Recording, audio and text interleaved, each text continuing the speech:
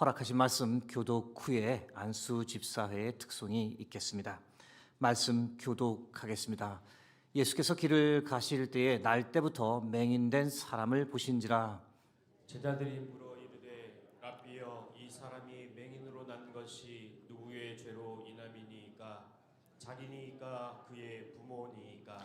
예수께서 대답하시되 이 사람이나 그 부모의 죄로 인한 것이 아니라 그에게서 하나님이 하시는 일을 나타내고자 하심이라. 때가 아직 낮음에 나를 보내신 이의 일을 우리가 하리라. 밤이 오리니 그때는 아무도 일할 수 없느니라. 내가 세상에 있는 동안에는 세상의 빛이로라. 이 말씀을 하시고 땅에 침을 뱉어 진흙을 이겨 그의 눈에 바르시고 이르시되 실로암 못에 가서 씻으라 하시니, 실로암은 번역하면 보냄을 받았다는 뜻이라. 이에 가서 씻고 밝은 눈으로 왔더라. 이웃 사람들과 전에 그가 거리는 것을 보았던 사람들이 이르되 이는 앉아서 구걸하던 자가 아니냐? 어떤 사람은 그 사람이라 하며 어떤 사람은 아니라 그와 비슷하다 하거늘 자기 말은 내가 그라 하니. 그들이 묻되 그러면 내 눈이 어떻게 떠졌느냐? 대답하되 예수라 하는 그 사람이 진흙을 이겨 내 눈에 바르고 나더러 실로암에 가서 씻으라 하기에 가서 씻었더니 보게 되었노라. 그들이 이르되 그가 어디 있느냐? 이르되 알지 못하노라 하니라. 아멘. 오늘은 세 가지 은혜란 제하에 여러분과 말씀을 나누겠습니다. 날 때부터 맹인된 사람이라고 되어 있는데, 오늘날 표현으로 말하면 시각장애인을 가리킵니다.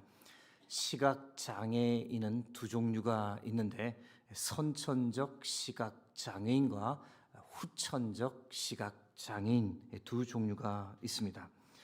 우리나라 현재 경우를 생각하면 선천적 시각장애인은 전체 시각장애인의 약 10% 정도라고 합니다. 후천적 시각장애인이 훨씬 많습니다. 약 90%에 달합니다. 오늘 본문에서 언급된 시각장애인은 10%에 해당되는 선천적 시각장애인입니다. 태어날 때부터 시력을 완전히 상실했거나 아니면 시력이 현저히 낮은 상태로 태어난 경우입니다. 9장 2절 말씀 보겠습니다. 제자들이 물어 이르되 랍비여, 이 사람이 맹인으로 난 것이 누구의 죄로 인함이니까? 자기니까? 그의 부모니까? 당시 문화적 종교적 배경에서 장애는 누군가의 죄 때문에 일어난 것이다 라고 보았습니다. 본인의 죄가 아니면 그 부모의 죄 때문에 이 사람이 장애를 가지고 태어났다라고 보았던 건데, 그런데 생각해보면 이렇게 바라보는 시각은 옛날에만 있었던 것이 아니라 지금도 사람들이 종종 이런 마음을 가집니다. 태어난 지 얼마 되지 않은 아기가 치료 불가한 병에 걸렸을 때 부모는 속으로 탄식합니다. 우리가 무슨 잘못을 해서 이런 일이 생기는가? 내가 무슨 죄를 지어 우리 아이에게 이런 일이, 차라리 내가 아프면 좋으련만, 이런 마음을 가집니다. 장애를 죄와 연결해서 보는 그런 문화 속에서 시각장애인이 겪었을 고충이 얼마나 컸을지 우리가 충분히 상상이 됩니다. 태어나서 한 번도 하나님께서 창조하신 이 세계를 보지 못했습니다. 빛이라는 것을 경험해 보지 못했기 때문에 아름다운 자연, 뜨는 태양, 지는 노을 본 적이 없습니다. 색깔이 무엇인지도 모르고 마냥 어두움 가운데 캄캄한 어두움에서 살았습니다. 영적으로 버림받은 인생이라 생각하며 또한 살았습니다. 장애의 불편함도 힘든데 더 힘든 것은 나는 죄인이다, 나는 저주받은 인생이다, 이 생각에서 벗어나지 못한 채 우울한 삶을 살았습니다. 일을 제대로 할 수 없으니 구걸로 연명하는 거린의 삶을 살았는데, 9장 8절 말씀입니다. 이웃 사람들과 전에 그가 거린인 것을 보았던 사람들이 이르되 이는 앉아서 구걸하던 자가 아니냐? 당시 장애를 가진 사람들의 일반적인 생활 방식이 바로 구걸이었습니다. 오늘 본문의 시각 장애인도 구걸하던 사람 중 한 명이었던 겁니다. 그런데 이어지는 다음 구절에서 예수님께서는 당시의 사고와는 전혀 다른 말씀을 하십니다. 전혀 다른 각도에서 시각 장애인을 바라보시며 말씀하셨는데 9장 3절 말씀입니다. 예수께서 대답하시되 이 사람이나 그 부모의 죄로 인한 것이 아니라 그에게서 하나님이 하시는 일을 나타내고자 하심이라. 이 사람의 장애는 죄로 인한 형벌이 아니다라고 주께서 말씀하셨습니다. 이 사람을 통해 하나님께서 하시고 싶은 일이 있어 이렇게 되었다라고 말씀하셨는데, 이 말씀 생각할 때 이것이 오늘 사는 우리에게도 얼마나 큰 위로가 되는지 모릅니다. 사랑하는 성도 여러분, 어떤 생명도 하나님의 뜻 없이 이 땅에 태어난 사람은 없습니다. 모든 생명은 하나님께서 하나님의 형상대로 창조하신 줄 믿습니다. 혹시 장애를 가졌던, 혹시 육신의 질병으로 병약하든 어떤 어려운 지경에 있다 하더라도 그 생명이 이 땅에 태어난 것에는 하나님의 분명한 목적이 있습니다. 하나님께서 하시는 일을 나타내기 위함입니다. 여러분, 이 사실을 믿으십니까? 그런 마음 가지고 한번 앞뒤 좌우에 앉아 계신 분에게 우리가 이렇게 축복해 보겠습니다. 하나님은 당신을 통해 하실 일이 참 많습니다.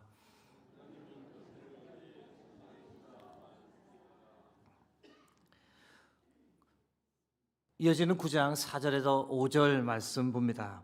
때가 아직 낮음에 나를 보내신 이의 일을 우리가 하여야 하리라. 밤이 오리니 그때는 아무도 일할 수 없느니라. 내가 세상에 있는 동안에는 세상의 빛이로라. 주께서 말씀하신 낮은 예수님께서 이 땅에서 공생의 사역을 하는 그 기간을 상징합니다. 반면 밤은 십자가 순환을 당할 어두운 시기를 가리킵니다. 밤이 오기 전에 일해야 한다고, 십자가 순환이 오기 전에 하나님 아버지의 뜻을 따라 잃어버린 영혼을 찾아 더 구원해야 한다고 주께서 말씀하십니다. 예수님은 자신이 세상의 빛임을 여러 차례 선포하셨습니다. 이전에는 8장 12절에서 나는 세상의 빛이다 라고 말씀하시며, 빛이신 예수 그리스도를 따르는 사람은 어둠에 다니지 않고 생명의 빛을 얻는다라고 말씀하셨습니다. 요한복음 8장 12절 말씀입니다. 예수께서 또 말씀하여 이르시되 나는 세상의 빛이니 나를 따르는 자는 어둠에 다니지 아니하고 생명의 빛을 얻으리라. 놀랍게 이 말씀에 기록된 그대로 예수 세상의 빛이 오늘 본문에 있는 선천적 시각 장애인에게 그 은혜가 임했습니다. 오늘 본문에 있는 시각 장애인에게 주어진 은혜, 그 세 가지를 지금부터 여러분과 나누고자 합니다. 시각 장애인에게 주어졌던 세 가지 은혜가 과연 무엇이었을까? 첫 번째 은혜는 주께서 그를 보셨다라는 겁니다.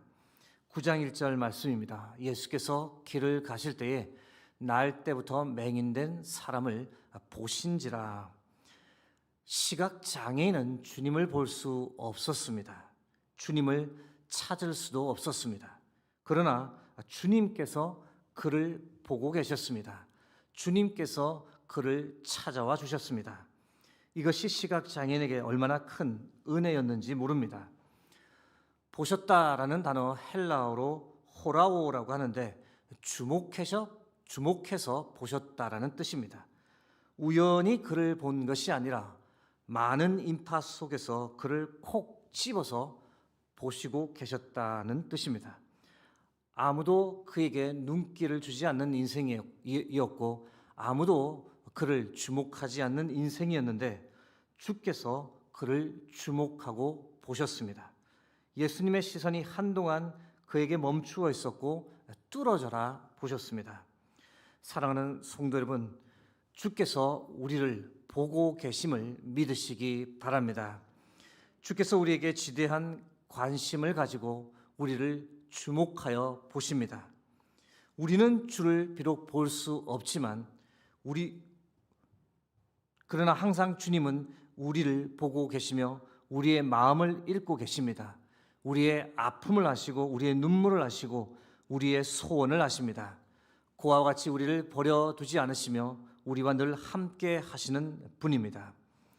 시각장애인에게 주어졌던 두 번째 은혜가 무엇이었을까? 주께서 눈을 뜨게 하셨다라는 겁니다. 9장 6절에서 7절 말씀입니다. 이 말씀을 하시고 땅에 침을 뱉어 진흙을 이겨 그의 눈에 바르시고 이르시되 실로암 못에 가서 씻으라 하시니 실로암은 번역하면 보냄을 받았다는 뜻이라. 이에 가서 씻고 밝은 눈으로 왔더라. 오늘 본문에서 예수님은 태어나면서 한 번도 앞을 보지 못한 시각장애인에게 처음으로 빛이 무엇인지 느껴보도록 그 눈을 치유해 주셨습니다. 어둠 가운데 살고 있던 그의 눈에 진흙을 이겨 바르셨고 실로암 못에 가서 씻게 하셔서 눈을 뜨게 해 주셨습니다. 시각장애인의 시각을 회복시켜 빛을 보게 하셨고 그래서 그는 생전 처음 빛을 통해 사물을 보게 되었습니다. 색깔을 보았고 드디어 하나님께서 창조하신 세상을 보았습니다. 이 사건은 예수님께서 세상에 빛이실 뿐 아니라 어둠을 물리치기 위해 이 땅에 오셨다는 것을 보여주는 대표적인 표적입니다. 사랑하는 성도 여러분, 예수님은 우리의 눈도 뜨게 해주시는 분임을 믿으시기 바랍니다. 우리의 육체적인 눈이 아니라 우리의 영적인 눈을 뜨게 해주시는 분입니다. 우리의 영적인 눈을 뜨게 해주셔야 우리가 하나님을 볼 수 있습니다. 우리의 영적인 눈을 열어주셔야 우리가 보이는 것이 전부가 아니라는 사실을 믿게 됩니다. 세상을 주관하는 것은 인간이 아니라 하나님이심을 발견하게 됩니다. 우리의 영적인 눈을 열어주실 때에만 우리 안에 얼마나 많은 죄악과 어두움과 위선이 있음을 알게 되고 주께 청결하게 해달라고 씻어달라고 절박하게 회개하며 간구하며 하나님께 나오게 됩니다. 우리의 영적인 눈을 열어주실 때 또 우리가 알게 되는 것이 무엇일까? 내가 얼마나 하나님께 소중한 존재인지, 하나님께서 나를 얼마나 아끼고 사랑하는지 이 사실을 알게 됩니다. 사랑하는 성도 여러분, 주께서 우리의 영적 눈을 열어주시길 바랍니다. 보이지 않는 세계를 볼 수 있을 뿐만 아니라 우리를 향한 하나님의 은혜와 사랑을 확신할 수 있기를, 그래서 주께서 주신 믿음으로 이 세상을 승리하며 살아가길 주의 이름으로 축복합니다. 시각장애인에게 주어졌던 세 번째 은혜가 무엇이었냐? 단지 육신의 눈을 뜨게 해주신 것만이 아니라 그보다 더 중요한 믿음과 구원을 주께서 그에게 주셨습니다. 시각장애인은 비록 눈을 떠서 세상을 보게 되었지만 정작 자신을 치유해 주신 주님을 보지 못했습니다. 그런데 그런 그에게 주께서 두 번째 나타나셨습니다. 요한복음 9장 35절에서 38절 말씀입니다. 예수께서 그들이 그 사람을 쫓아냈다 하는 말을 들으셨더니 그를 만나사 이르시되 내가 인자를 믿느냐? 대답하여 이르되 주여 그가 누구시오니까 내가 믿고자 하나이다. 예수께서 이르시되 내가 그를 보았거니와 지금 너와 말하는 자가 그이니라. 이르되 주여 내가 믿나이다 하고 절하는지라. 첫 만남에서 예수님께서는 시각장애인의 눈만 열어주셨습니다. 그러나 두 번째 만남에서는 예수님께서 그에게 믿음을 주셨습니다. 예수님을 그리스도요 구주로 믿도록 이끌어 주셨고 믿음을 고백하는 순간 구원의 선물을 그에게 주었습니다. 그 결과 그의 안에 있던 마음의 어두움, 절망감, 좌절감 그 모든 것이 사라지며 그의 마음에는 희망과 소망, 감격과 환희가 가득 차게 되었습니다. 사랑하는 성도 여러분, 우리에게 치유보다 중요한 것은 믿음과 구원입니다. 예수님께서 10명의 나병 환자를 고쳐주신 적이 있었습니다. 그런데 9명은 치료만 받고 다시 죽게 나오지 않았습니다. 단 한 사람, 그것도 사마리아 사람이 죽게 나와 감사했습니다. 주께서 그에게 치유 다음으로 주셨던 것이 무엇일까요? 누가복음 17장 19절 말씀입니다. 그에게 이르시되 일어나 가라. 내 믿음이 너를 구원하였느니라 하시더라. 여러분, 앞선 9명은 치유는 받았을지 몰라도 구원을 받지 못했습니다. 얼마나 어리석은 선택인지 모릅니다. 오히려 치유는 받지 못한다 할지라도 구원을 받는 것이 더 낫지 않겠습니까? 사랑하는 성도 여러분, 우리에게 더 중요한 것은 치유가 아니라 믿음과 구원의 선물입니다. 우리에게 더 중요한 것은 우리가 바라는 기도의 응답이 아니라 이미 예수 그리스도를 믿는 믿음, 그리고 그 믿음을 통해 우리가 구원의 선물을 받았다는 사실 그 자체입니다. 우리는 그런 면에서 모든 것을 받은 것이나 다름없습니다. 이제 말씀을 맺고자 합니다. 사랑하는 성도 여러분, 오늘 주신 말씀 가지고 두 가지를 기도하려 합니다. 주님, 우리의 영적 눈을 열어 주옵소서. 세상의 가치관을 추구하지 않게 하시고 비판하고 비난하고 남 탓하는 인생 되지 않게 하시고 하늘을 바라보고 하늘에 소망을 두고 주와 함께하는 하나님을 찬양하는 복된 인생 되게 하옵소서. 또 하나의 기도는 주님 어떤 상황에서도 주님을 따르게 하소서.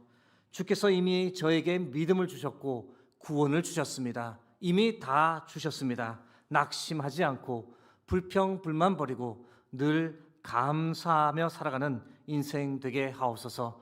이렇게 이 시간 합심하여 우리가 하나님께 나가며 기도하겠습니다.